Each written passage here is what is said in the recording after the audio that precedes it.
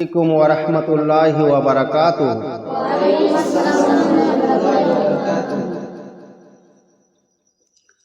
আলহামদুলিল্লাহ, প্রশংসা গুণ কীর্তন উপাসনা আরাধনা বিস্তুতি ধ্যান ধারণা জ্ঞান কামনা সেই মহান করুণাময়ী আল্লাহু পাক তাবারক ওয়া তাআলার জন্য, যিনি এক অদ্বিতীয়, যিনি ইহকালের মালিক পরকালের মালিক, যিনি আজ আছেন, কাল ছিলেন, আগামীকাল থাকবেন, যিনি অনন্তজীবী, যিনি হাইয়ুন, যিনি কাইয়ুম, যিনার হাতে, যিনার হুকুমে, যিনার মুঠোর মধ্যে, যিনার কবজার মধ্যে আমাদের জান মাল ইজ্জত আবরু, সেই মহান করুণাময়ী, যিনি বিরাট আকারের পৃথিবীটাকে সৃষ্টি করলেন, বিরাট আকারের একটা আসমানকে সৃষ্টি করলেন, সেই আসমানকে চাঁদ সূর্য গ্রহ তারা দিয়ে সাজিয়ে দিলেন, পৃথিবী জমিনটাকে বিছিয়ে দিলেন, আর সেই জমিনের মধ্যে গাছপালা ফল মূল এবং মানুষ এবং বিভিন্ন রকম মখলুক দিয়ে সেই পৃথিবী সেই জমিনটাকে সাজিয়ে দিলেন। সেই মহান করুণাময়ী আল্লাহ পাক তাবারক ওয়া তাআলার অশেষ মেহেরবানি, যিনি আমাদিগকে এবং এই বাচ্চা তোমাদেরকে গ্রামগঞ্জ থেকে, নিজের পাড়ার থেকে, নিজের বাড়ি থেকে, নিজের মা বাপকে ছাড়িয়ে ইলমেকে হাসিল করানোর জন্য, যে ইলমে হলো এত গুরুত্বপূর্ণ একটা জিনিস, যে ইলমে না থাকলে গুমরাহির দিকে চলে যাওয়া আসান হয়, সেই গুমরাহ থেকে বাঁচার জন্য সর্বপ্রথম একটাই কাজ জিনিস হলো, সেটা হলো ইলম, বিরাট দামি জিনিস। সেই ইলমে শেখার জন্য তোমাদিগকে মাদ্রাসার মধ্যে আল্লাহ পাক তাআলা আনিয়ে নিয়েছে, তোমাদেরকে কবুল করেছে। তাই তোমরা এবং আমরা সকলেই তিনার শুকরিয়া আদায় করার জন্য একবার সিজদায় অবনীত চিত্তে বলি আলহামদুলিল্লাহ। তারপরে পরে জানাই, যিনি আমার নবী, আপনার নবী, যিনি জলে জঙ্গলের নবী, পশু পাখির নবী, যিনি পাহাড় পর্বতের নবী, যিনাকে সৃষ্টি না করলে দুনিয়া অন্ধকারে ডুবিয়া থাকিত, যিনাকে সৃষ্টি না করলে আল্লাহ পাক তাআলা হয়তো আসমানকে সৃষ্টি করতেন না, চাঁদ সূর্য গ্রহ তারা জমিন নক্ষত্র কিছুকে সৃষ্টি করতেন না, এবং সেই নবী হযরতে আকাই নন্দর আহমদ মুস্তাফা মুহাম্মদ রাসূলুল্লাহ সাল্লাল্লাহু আলাইহি সাল্লামের উপর শতকোটি দরুদ ও শান্তির ধারা বর্ষিত হোক। আমরা সকলে বলে আল্লাহুম্মা আমিন। বিরাদর ইসলাম, আমার মুআজ্জিজ তুলাবে আজিজ, তোমাদের সামনে আমি কোরআন হইতে একটা আয়াত তেলাওয়াত করেছি ও আল্লাহর নবী সাল্লাল্লাহু আলাইহি সাল্লামের হাদিস হইতে একটা হাদিস তেলাওয়াত করেছি। এই কোরআন ও হাদিসের রোশনীতে আমি কিছু কথা তোমাদের সামনে আলোচনা করে নিজের বক্তব্য শেষ করব ইনশাআল্লাহ। আল্লাহ পাক তাবারক তাআলা একটা কোরআন হন এক কিতাব অবতীর্ণ করলেন। আমরা তুলাবে আজিজ, তোমরা হয়তো অনেক জনায় জানি কোরআন কিভাবে অবতীর্ণ হয়েছে। অল্প অল্প করে অবতীর্ণ হয়েছে, অনেক দীর্ঘ দিন সময় নিয়ে অবতীর্ণ হয়েছে। 23 বছর সময় লেগেছে একটা কোরআন, যে কোরআনটা সেইটাকে অবতীর্ণ হতে, সেটা নাজিল হতে, সেটা একটা কিতাব হিসেবে হওয়াতে 23 বছর সময় লেগেছে।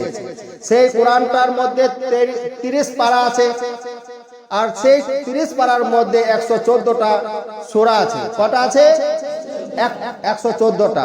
আর সেই কোরআনের মধ্যে কমবেশ 6666টা আয়াত আছে।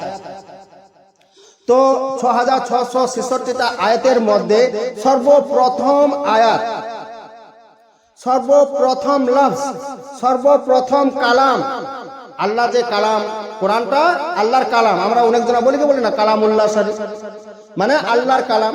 তো সর্বপ্রথম কালাম সেটা কি, সেটা কি জিনিস ছিল? তো বিরাদর ইসলাম এবং মুআজ্জিজ আমার তুলাবে আজিজরা, যে আয়াতটা আমি একটুকু আগে তোমাদের সামনে কি করলাম, তেলাওয়াত করলাম, সেই আয়াতটা হলো 6666 আয়াতের মধ্যে সর্বপ্রথম আয়াত। সেটা কি? ইকরা বিসমি রাব্বিকাল্লাযী খলাক। এবং এই আয়াতের মধ্যে কি বলেছে, এই আয়াতের অর্থ কি? এই আয়াতের অর্থ হলো, এই আয়াতের মধ্যে বলেছে যে হে নবী তুমি পড়ো, এর তর্জমা হলো ইকরা পড়ো বিসমি রাব্বিকাল্লাযী খালাক, যে ওই আল্লাহর নামে, ওই রবের নামে যে তোমাকে সৃষ্টি করেছে। এটা হলো তর্জমা। এবার আমরা চিন্তা ফিকির করি যে এত এত আয়াত ছিল যে কোরআনে রয়েছে, তো সব আয়াতকে বাদ দিয়ে ইকরাটা সর্বপ্রথম মূল আয়াত কি করে হলো অবতীর্ণ হিসেবে, নাজিল হওয়া হিসেবে ইকরাটা সর্বপ্রথম আয়াত। কেন? তো আমাদের চিন্তা করা এটা আমাদের দরকার। এটার মধ্যে তর্জমা কি হলো যে পড়ো। তবে এটা বুঝাইতে কি চাইছে যে পড়াশোনা, যে ইলমে হাসিল, ইলমেটা কি জিনিস, আল্লাহ দুনিয়ার মানুষকে, আল্লাহ নিজের বান্দাকে সে জেহানে দিতে চেয়েছে যে ইলমে একটা কি জিনিস, যে 30 পারা কোরআনের মধ্যে 6666 আয়াতের মধ্যে সর্বপ্রথম আমি যেটা প্রথম অবতীর্ণ করলাম সেটা হলো পড়াশোনার ব্যাপার, ইলমে হাসিল করার ব্যাপার, ইলমে হাসিল করার ব্যাপার। বিরাদরিন ইসলাম এবং আমার মুআজ্জিজিন তুলাবে আজিজ, ইলমে একটা এমন জিনিস যেটা সকলের জন্য অনিবার্য। তার জন্য আল্লাহ নবী সাল্লাল্লাহু আলাইহি সাল্লাম হাদিসে বলেন, যে হাদিসটা তুলাবে আজিজ তোমাদের সামনে কি করলাম, তেলাওয়াত করলাম। সে হাদিসটা হলো কি, যে অর্থ হলো কি, যে ইলমে শিক্ষা করা, ইলমে হাসিল করা, অর্থাৎ শিক্ষা অর্জন করা। ইলমে বলতে কি আমরা হয়তো অনেকজনা বুঝতে পারবো না। ইলমে ইলমে মৌলানা ইলমে মৌলানা সাহেব বলেন ইলমে, ইলমে মানে কি? ইলমে হলো যে শিক্ষা, অর্থাৎ শিক্ষা অর্জন করা সমস্ত মুসলমান নর নারীর জন্য কি ফরজ, একদম অনিবার্য, শিখতেই হবে। দুনিয়ার মধ্যে অনেক শিক্ষা রয়েছে, দুনিয়ার অনেক শিক্ষা রয়েছে, আর সব শিক্ষাটাকে আল্লাহ নবী সাল্লাল্লাহু আলাইহি সাল্লাম প্রাধান্যতা দিয়েছে। এমনকি আল্লাহ নবী সাল্লাল্লাহু আলাইহি সাল্লাম শিক্ষাকে এত গুরুত্বপূর্ণ নিজেও জেনেছেন এবং নিজের বান্দাদের উম্মতকে অর্থাৎ সাহাবাদেরকেও বলেছেন যে যদি তোমাদের শিক্ষার প্রয়োজন হয় আর সেই শিক্ষাটা যদি মক্কা শরীফে না হয়, মদিনা শরীফে সেই শিক্ষাটা যদি না হয়, আর এমন একটা জিনিস শিখতে হবে সেটার জন্য যদি তোমাকে চীন দেশে যেতে হয়, তো চীন দেশে যেও সেই জিনিসটাকে শিখে। মানে শিক্ষাটা এত গুরুত্বপূর্ণ জিনিস, শিক্ষা এতই গুরুত্বপূর্ণ জিনিস। তো বিরাদরিন ইসলাম, শিক্ষা দু রকম শিক্ষা। এখন আমি দু রকমের একটা কথা বলছি, দুই প্রকার। একটা হলো দ্বীনি শিক্ষা, একটা হলো দুনিয়াবি শিক্ষা। তো দ্বীনি শিক্ষা কি? কোরআন হাদিস, কোরআনের ইলমে হাসিল করা, হাদিসের ইলমে হাসিল করা, শরীয়ত অনুযায়ী শিক্ষা। আর একটা হলো দুনিয়ার শিক্ষা, যেটা হয়তো নিজে কিছু অর্জন করার জন্য, দুনিয়াতে ভালো থাকবো, সুখে থাকবো, বিল্ডিং করব, টাকা পয়সা ব্যাংক ব্যালেন্স করব, গাড়ি ঘোড়া করব, এইসবের জন্য। তো বিরাদরিন ইসলাম, দুটি হলো শিক্ষা, তাহলে দুটি হয়ে গেল। তো আমি দুনিয়াতে কি হলাম? ডাক্তার হলাম, ইঞ্জিনিয়ার হলাম, প্রফেসর হলাম, আরো অনেক কিছু হলাম। আমি কয়েকটা ডিগ্রি হাসিল করলাম, কয়েকটা ডিগ্রি অর্জন করলাম, সার্টিফিকেট, কয়েকটা সার্টিফিকেট পেয়ে গেছি শিখে, ইঞ্জিনিয়ার, ডাক্তার, প্রফেসর, ব্যারিস্টার, জজ, তো আরো বিভিন্ন রকম। তো বিরাদরিন ইসলাম এবং মুআজ্জিজিন তুলাবে আজিজ, তোমরা একটা সবসময় খেয়াল রাখবে যে আমি যতই বড় ডাক্তার হই আর সেই ডাক্তারি করে আমি যতই ইনকাম করি, যতই টাকা পয়সা আমি অর্জন করেছি, আর যতই আমি বড় একটা বালাখানা তৈরি করেছি, আর যতই ভিআইপি একটা গাড়ি কিনেছি, ওই গাড়ি, ওই টাকা পয়সা, ওই ধন সম্পদ, ওই আমার মাল দৌলত ততক্ষণ পর্যন্ত আমার ফায়দা দেবে যতক্ষণ পর্যন্ত আমার নিঃশ্বাসটা চলছে। কি তাই না তুলাবে আজিজ? যতক্ষণ পর্যন্ত আমার নিঃশ্বাসটা চলছে ততক্ষণ পর্যন্ত আমাকে এই টাকা পয়সা, ধন দৌলত, এই যে আমি ইনকাম করেছি সেটা আমার ফায়দা দেবে। আর যখনই আমার নিঃশ্বাসটা বন্ধ হয়ে যাবে, আমার নিঃশ্বাসটা যখনই বন্ধ হয়ে যাবে, অতএব আমার যখন জানটা চলে যাবে, আল্লাহর হুকুম যেদিন হয়ে যাবে, মালিকুল মউত যখন আমার কাছে চলে আসবে, আমার রূহটাকে কবজ করে নিয়ে চলে যাবে, বাস সেইখানে আমার যত ইনকাম ছিল, যত পরিশ্রম করে আমি যে ইনকাম করেছিলাম, টাকা পয়সা জমিয়েছিলাম, আমি কোথাও খরচা করিনি, গরিবকে আমি দিইনি, গরিবের হাতে আমি কি অন্ন, তার মুখে কোনো অন্ন তুলে দিইনি, কোনো কারোর জন্যই কাউকে কখনো আমি কি করিনি, আমি তাকে সাহায্য করিনি, তাতে সে গরিব হয় বা যাই কিছু হয়েছে, আমি সমস্ত টাকাকে জমিয়ে রেখেছি, মাল দৌলত করেছি, সেই মাল দৌলত সেইখানে স্টপ হয়ে যাবে, আমার আর কোনো ফায়দা পৌঁছাতে পারবে না। সেই মাল দৌলত কার হয়ে যাবে? পরের হয়ে যাবে। আমার মরার পর খুব বেশি বেশি হয়তো গোটা কয়েক মাস পেরানো হবে, কি 1-2 বছর পেরাবে কি, আর আমার সেই মাল দৌলত নিয়ে আমার অংশীদার যারা, আমার সন্তান সন্ততি যারা, তারা নিয়ে মারামারি, সে বলবে আমার এতটা হিস্সা, আমার এতটা হিস্সা, আর আমি যে কামিয়ে গেছি, আমার জন্য যে কিছু ভালো করবে, তাদের আর মনে থাকবে না। এইটা হলো দুনিয়ার ইলম। দুনিয়ার ইলমে এইটা এতটুকু ফায়দা যে যতক্ষণ পর্যন্ত আমি সুস্থ আছি, যতক্ষণ পর্যন্ত আমার নিঃশ্বাস চলছে, ততক্ষণ পর্যন্ত আমার সে ফায়দা দিচ্ছে।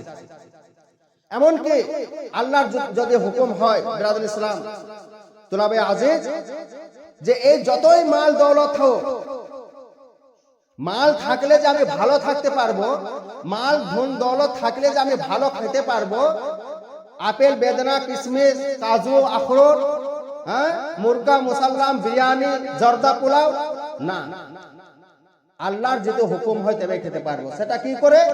আমি নিজে স্বচোখে অনেক দেখেছি এরকম, যে সে অতি মালের, সে কি হকদার, সে তাকে মানে মালদার হিসেবে গণ্য করা যায়, সেরকম মানুষ আল্লাহ তাকে এমন একটা পেটের বিমারি দিয়ে দিয়েছে যে তাকে মার ভাত খাইয়ে খাইয়ে সে মার ভাত খেতে খেতে শেষ হয়ে গেছে, সে আর ভালো কিছু খেতে পায় না। এমন একটা রূপ দিয়ে দিয়েছে যে আমি রসমালাই, রসগোল্লা খেতে পারছি না, অথচ টাকা রয়েছে। তো ব্রাদার, তো আমার আজিজ আমার তোলাবাই আজিজরা, আমার ছাত্ররা, তোমরা একটা সবসময় জ্ঞান রাখবে যে দুনিয়ার সুখ যতক্ষণ পর্যন্ত নিঃশ্বাসটা আছে ততক্ষণ পর্যন্ত, এবং দুনিয়ার কষ্ট যতক্ষণ পর্যন্ত নিঃশ্বাস আছে ততক্ষণ পর্যন্ত, দুনিয়াতে কেউ আমরা অনন্তকাল থাকতে আসিনি। অনন্তকাল থাকার জন্য সেটা হলো আখিরাত, পরকাল। নিঃশ্বাস শেষ হওয়ার পর, মারা যাওয়ার পর, তারপর হবে অরিজিনাল যেটা থাকার জায়গা, সেটা শুরু। তো যদি আমরা কেউ ভালো করে কোরআন শিখতে পারি, আমরা যদি কেউ ভালো করে হাদিস শিখতে পারি, আর কোরআনের উপর, কোরআনের হুকুমে যদি আমরা নিজের জীবনটাকে অতিবাহিত করতে পারি, হাদিস অনুযায়ী আমরা যদি নিজের জীবনটাকে অতিবাহিত করতে পারি, আল্লাহর নবী সাল্লাল্লাহু আলাইহি সাল্লামের সুন্নতকে যদি আমরা ফলো করতে পারি, আল্লাহর নবী সাল্লাল্লাহু আলাইহি সাল্লামের তরিকাকে যদি আমরা ফলো করি, সেই তরিকার মধ্যে যদি আমরা চলি, তাহলে আমি এই দুনিয়াতেও আল্লাহ পাক তাআলা আমাকে কামিয়াবি দান করবেন, এবং আখিরাত যে অনন্তকাল যেটা আমার জন্য রয়েছে, সেইখানেও আমাকে আল্লাহ পাক তাআলা কি করবেন? কামিয়াবি করবেন। তো আমরা সকলে আজ থেকে এটাই ইরাদা করব যে আমরা দুনিয়া কামাবার জন্য ইলমে শিখতে আসিনি, দুনিয়া কামাবার জন্য ইলমে শিখতে আসেনি, আমরা আল্লাহকে রাজি করার জন্য ইলমে শিখতে এসেছি ইনশাআল্লাহ, তাই তো? হ্যাঁ, আমরা সকলে আল্লাহকে রাজি করার জন্য ইলমে শিখতে এসেছি। দুনিয়াতে যতক্ষণ থাকবো, হয়তো একদিন না খেয়েও পেরিয়ে যাবে, হয়তো আমাদের 60 থেকে 70 বছর বয়স হবে, কিংবা তার আগেও হয়ে যেতে পারে মৃত্যু, কিংবা তার থেকে কিছু বেশিও হতে পারে। কিন্তু যতই কষ্ট হোক, ওই যতক্ষণ হায়াত ছিল অতক্ষণই কষ্ট পাবো, আর যতই সুখ হোক, সে যতক্ষণ হায়াত আছে অতক্ষণই পাবো। কিন্তু যদি আমি এইখানটা খারাপ করে যাই, এইখানে মন চাহে জিন্দেগি করে যাই, নিজের নফসের খায়সাতের হিসেবে যদি আমি বসবাস করি, তো যেখানটাতে আমার কোনো আর শেষ নাই জিন্দেগি, সেইখানে যদি আমি পাকড়াও হয়ে যায়, ফেঁসে যায়, তো ওইখানে আমার আর কোনো পরিত্রাণ নাই, ওইখানে আর মৃত্যু নাই, ওইখানে আর কোনো জিন্দেগির চেঞ্জ নাই। অতএব আমাকে সবসময়, আমাদের সকলকে সে আখিরাতকে চিন্তা করতে হবে, যে আমার আখিরাত যেন বেনে যায়, আমার উপর যেন আমার আল্লাহ যেন রাজি হয়ে যায়, আমার উপর আমার নবী যেন রাজি হয়ে যায়, সেই হিসেবে আমরা দুনিয়াতে বসবাস করব, আর সেই আশাতে আমরা কি করব? কোরআন ও হাদিস শিখবো ইনশাআল্লাহ। ইনশাআল্লাহ। আমি আমার তোলাবে আজিজদের জন্য আল্লাহর কাছে দোয়া করি যে ওগো আল্লাহ, তোলাবে আজিজদেরকে তুমি হাফিজে কোরআন ও আলেমে দ্বীন হওয়ার তৌফিক দান করো। ওয়া আখিরু দাওয়ানা আনিল হামদুলিল্লাহি রাব্বিল আলামিন।